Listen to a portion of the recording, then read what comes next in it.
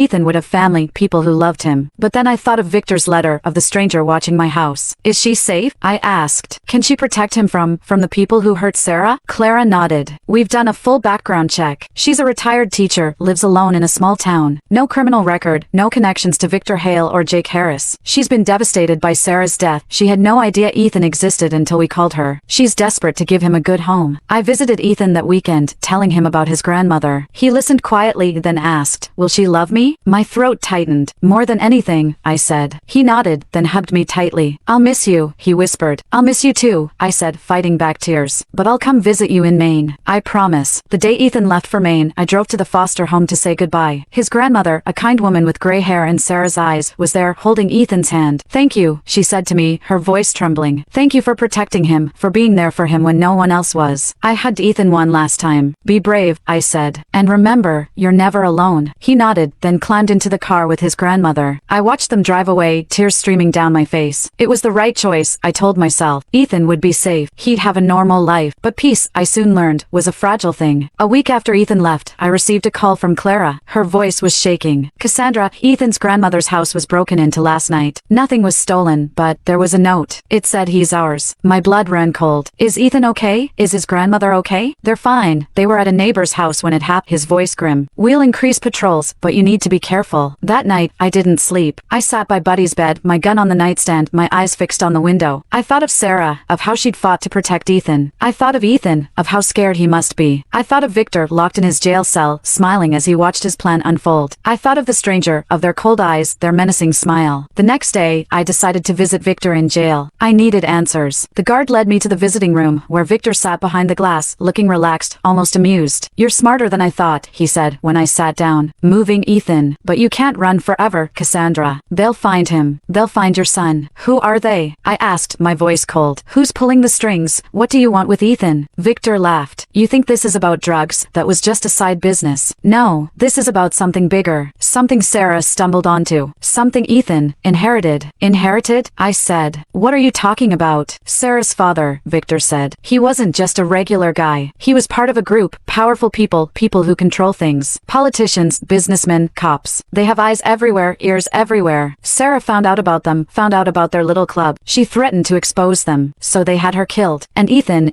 is the last link to her father. They think he knows where something is. Something valuable. My mind reeled. Sarah's father. A secret group. Something valuable. It all made sense now. Victor's power, the ease with which he covered up Sarah's murder, the strangers watching my house. What is it? I asked. What are they looking for?